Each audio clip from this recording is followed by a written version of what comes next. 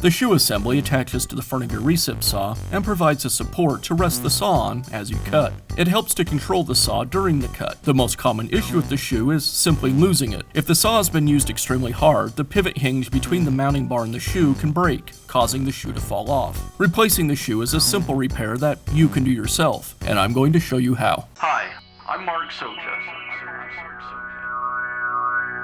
Do-it-yourself repairs like these are easier than you might think.